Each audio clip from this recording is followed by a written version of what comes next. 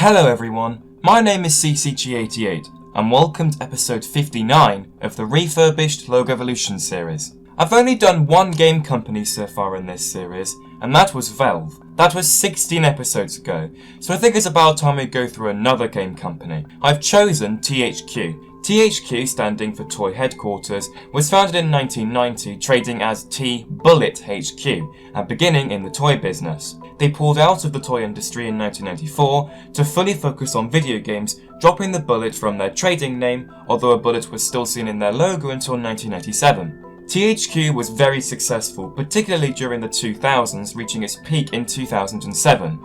During this time, they would acquire and collaborate with many other game studios. Their success was short-lived, however, with a huge decline in sales from 2009 onwards. To save money, they reshuffled a little bit, but began producing very poorly received games. From 2009 and beyond, and especially in 2011 and 2012, THQ stopped producing certain franchises and left the children's game business entirely. At this point, their fate was inevitable. On December the 19th, 2012, THQ filed for Chapter 11 bankruptcy in case they could restructure. This never happened, and THQ was liquidated on January the 23rd, 2013, just over a month after going bankrupt. The fall of THQ led to a handful of other companies to go defunct too.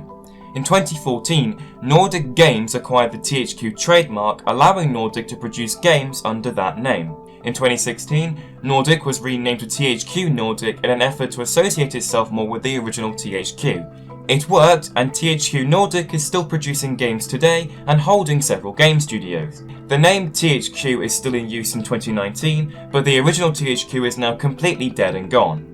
This episode will focus on the original THQ, and any logo from Nordic or THQ Nordic will not be talked about in this episode. THQ had 8 logos from 1990 to 2013, with their first game coming in early 1991, with the logo looking like this. The CIG Wiki gave this logo the glorious nickname of Toy Headquarters. I wish I was joking. For this video, we'll just call it Boring THQ. It was used from 1991 to 1993.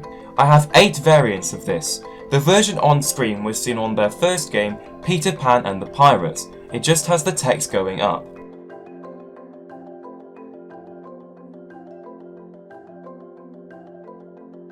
The remaining 7 have the words THQ Software. 3 videos have the logo on a white background. The third version here has a voice saying, "No way."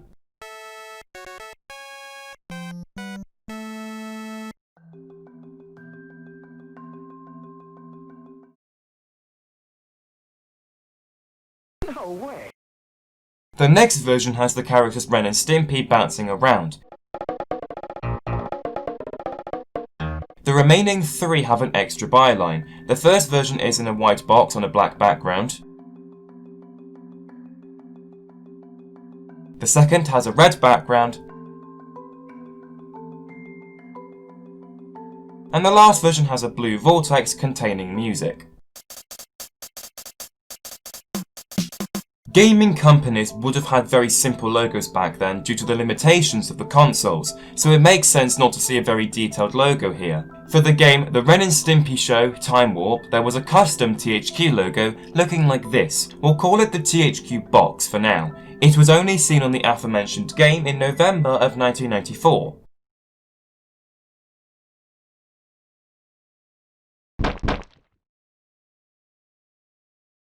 One thing I dislike about this logo is Stimpy's face here. It's really creepy, but again, you wouldn't expect anything much better because of console limitations. Even with graphics improving throughout the 1990s, the next logo still has some limited animation and old sound effects. The third logo today looks like this. We often call it the THQ Box 2, and it was seen from 1995 to 2001. I have 10 videos of this logo. 3 are properly animated. The normal version has the letters flying into place with lasers and glares.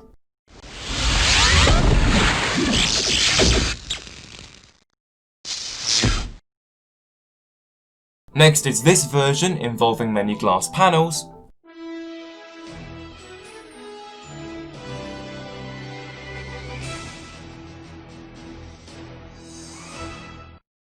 Probably the nicest animated version has the logo flying in separately on a metallic background. The music is a bit sinister though.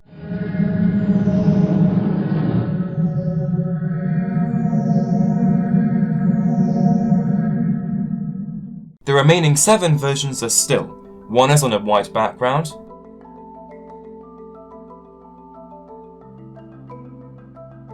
and 6 are on a black background. One has the white box around the logo, some have the ink text on the red bar, a few have neither the box or the ink content, along with a couple versions with copyrighted information.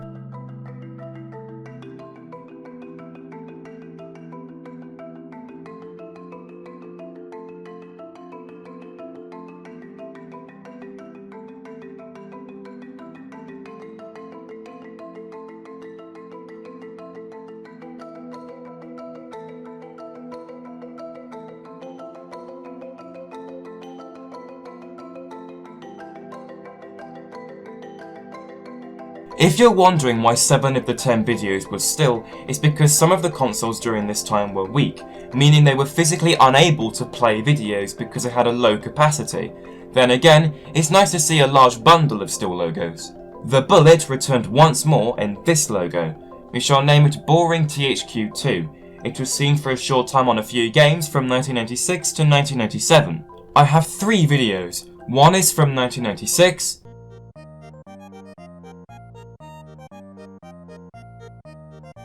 and 2 are from 1997.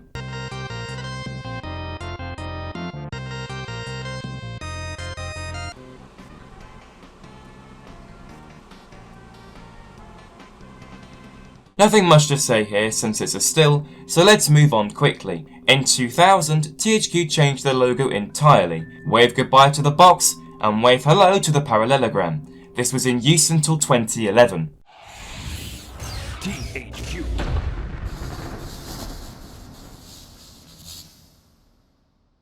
I have found 4 variants. One is the same as before but with different sound effects.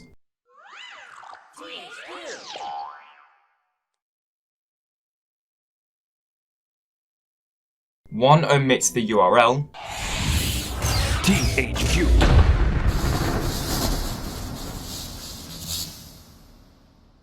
One has the logo animating on a white background. And one is still with no parallelogram or URL.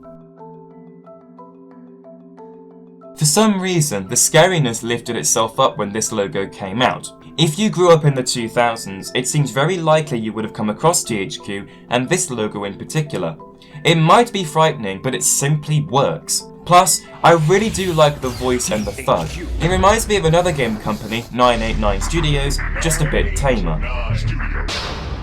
This is arguably the most famous logo, or the most infamous logo if you will, from THQ, purely because they were the kings of gaming during the early 2000s. The parallelogram stuck, and THQ made 2 other logos with it. One of these looks like this. We like to name this THQ Parallelogram 2. It was in use between 2003 and 2011.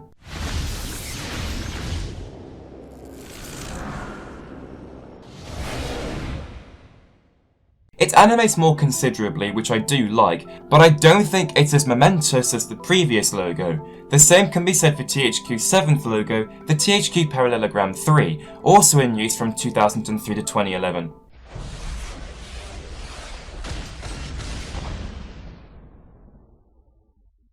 I have a silent variant.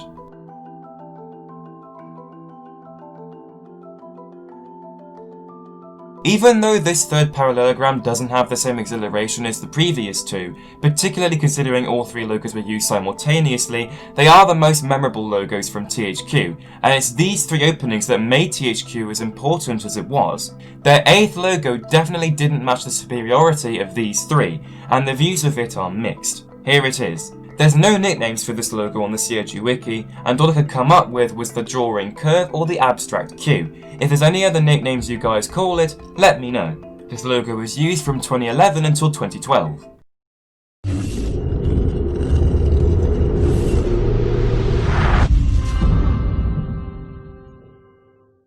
Without even seeing this logo, you can tell it doesn't hold up as much as its predecessors. The date, 2011 to 2012, is a lot shorter than the other 3, and since THQ was on its last legs around this time, it's safe to say they made this logo as a rebranding trick to attempt to gain more money. The logo animates fine, but it just looks obtuse compared to the parallelogram, particularly with the letter Q. There's nothing wrong with being abstract, and I really do like abstract logos, but this is just too abstract. The rebrand simply didn't feel comfortable to us critics and gamers. That's not saying that this logo is terrible on its own right, it's only terrible when comparing it to what came before it. If THQ emerged from bankruptcy, perhaps this rebranding trick would have worked. At least some good came out of this logo, but without a doubt, this last logo from THQ does not match to the parallelograms. With that said, the old THQ will 100% be remembered, particularly for their 2000s games. It's a shame that THQ fell into obscurity considering they were around for 23 years, which is quite healthy for a game company. I do apologise for the delay on this episode, but hopefully all of you now know why that is. I will do more RLEs on game companies in the near future. You'll get your turn, Activision. Thank you very much for watching this episode, I really hope you enjoyed it, and I shall see you all later. Goodbye!